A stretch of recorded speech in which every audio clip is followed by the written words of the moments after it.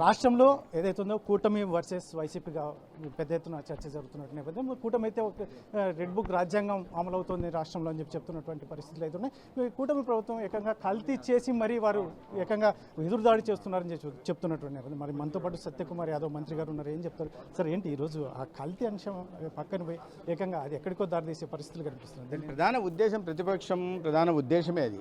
ఎందుకంటే వాళ్ళ అధికారంలో ఉన్నప్పుడు వారు అవినీతికి పాల్పడి ఆ క్రమంలో ఆలయ పవిత్రతని, కలియుగ దైవం వెంకటేశ్వర స్వామి ప్రతిష్టని మంటగలపడమే కాకుండా అదేవిధంగా కొన్ని కోట్లాది మంది వెంకటేశ్వర స్వామి భక్తుల మనోభావాలతో కూడా ఆడుకున్నారు. ఇప్పుడు అవన్నీ బయటకు వస్తున్న క్రమంలో ఈ రకంగా వాటిపై నుంచి దృష్టి మరల్చే ప్రయత్నం చేస్తారు. సిట్లో కానీ ఎన్డీడీబీ రిపోర్ట్లో స్పష్టంగా ఉంది. సిట్లో ఇంకా బయటికి రిపోర్ట్ రాలేదు, కానీ కనిపిస్తున్న దాన్ని బట్టి సిట్లో కూడా పూర్తిగా అసలు నెయ్యే లేదు అని చెప్పడం జరిగింది.